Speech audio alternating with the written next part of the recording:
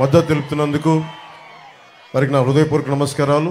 అలాగే బోరగడ్డ వ్యాధవ్యాస్ గారికి మనస్ఫూర్తిగా నేను వారికి తెలియజేస్తున్నాను, మీకు మేము అండగా ఉంటాం తెలియజేస్తాం.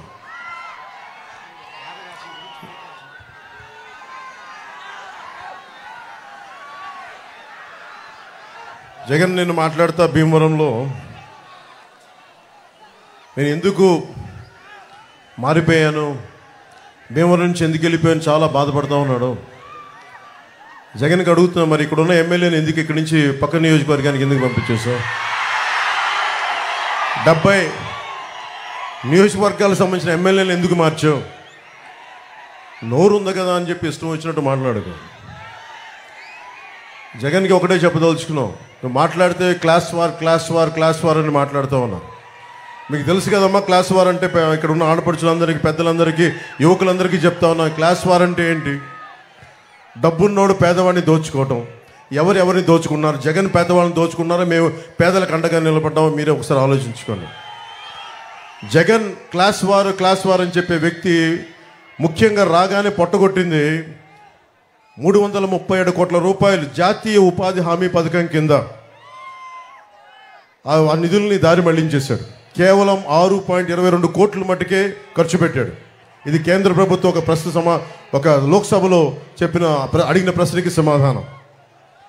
అలాగే ఇది రూరల్ డెవలప్మెంట్ సాధ్వి నిరంజన్ గారు ఒక ప్రశ్న అడిగితే చెప్పింది, ఆవిడ అంది అత్యంత జాతీయ ఉపాధి హామీ పథకం కింద అత్యంత అవకతవకలున్న రాష్ట్రం ఇదే అని చెప్పి జగన్ ముఖ్యమంత్రిగా ఉన్న ఈ రాష్ట్రంలో జరిగిందని సాధ్వి నిరంజన్ గారు చెప్పారు, బీజేపీ మినిస్టర్.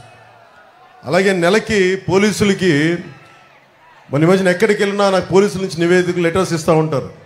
టీఏలు కానీ డిఏలు కానీ వాళ్ళకి సకాలంలో జీతాలు కానీ వాళ్ళకి వారంకోసారి సెలవు ఇస్తానని చెప్పి అది కూడా ఈరోజు దాకా మాట్లాడిన వ్యక్తి. ఇది పోలీసులు శ్రమని దోపిడీ చేస్తున్న వ్యక్తి. ఇతను క్లాస్ వార్ గురించి మాట్లాడతాడు. అలాగే ముఖ్యంగా మనకి పెడననగానే గుర్తుకొచ్చేది మత్స్యకారులు. అత్యంత మంచి తీర ప్రాంతం ఉన్నది. అలాంటి చోట్ల మత్స్యకార యువతకి, మత్స్యకారులకి ఏమాత్రం ఉపాధి కల్పించలేకపోయాడు. పైహెచ్చు ఉపాధి కల్పించకుండా GO 217 అని చెప్పి ఈ రోజున మత్స్యకారులు పొట్టగొట్టడానికి, ఇన్లాండ్ ఫిషర్మెన్ అందరికీ దెబ్బ కొట్టడానికి ప్రయత్నిస్తే జనసేన ముందుకొచ్చి ఆ GO 217ని మన నర్సపూర్లో చించేసాం. దాన్ని ఏమాత్రం ఖాతరు చేయకూడదు. అలాగే భవన నిర్మాణ కార్మికుల సంక్షేమ నిధి 450 కోట్ల రూపాయలు, దాదాపు 30 నుంచి 40 లక్షల మంది భవన నిర్మాణ కార్మికుల సంక్షేమ నిధిని దారి మళ్లించి దోపిడీ చేసిన వ్యక్తి. 900 చేనేత సంఘాలకి 80 లక్షల నుంచి 1 కోటి రూపాయల దాకా ఆప్కో నుంచి రావాల్సిన నిధుల్ని రానివ్వకుండా చేసిన వ్యక్తి.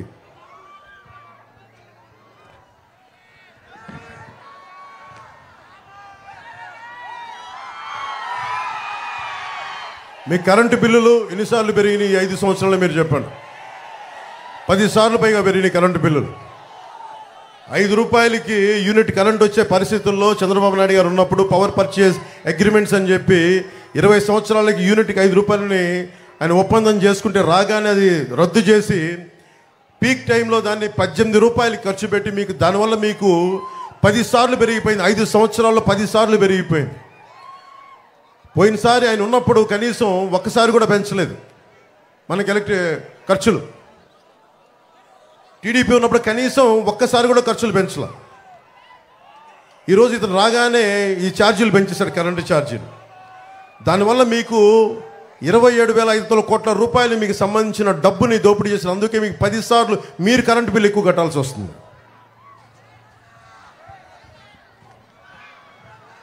ఇక్కడ ఎమ్మెల్యే దోపిడీ నేను పోయినసారి జనవాణి కార్యక్రమానికి వచ్చినప్పుడు అతని పేరు మీకేంటో తెలుసు, అతను స్థానిక ఎమ్మెల్యే. అతని గురించి నాకు ఒకటే చెప్పారు జనవాణిలో, పాస్బుక్ కావాలంటే 10,000 రూపాయలు ఇవ్వాలంట, కొత్త పాస్బుక్ కావాలంటే. చేపల చెరువు తవ్వుకోవాలంటే 1.5 లక్ష రూపాయలు లంచం ఇవ్వాలి.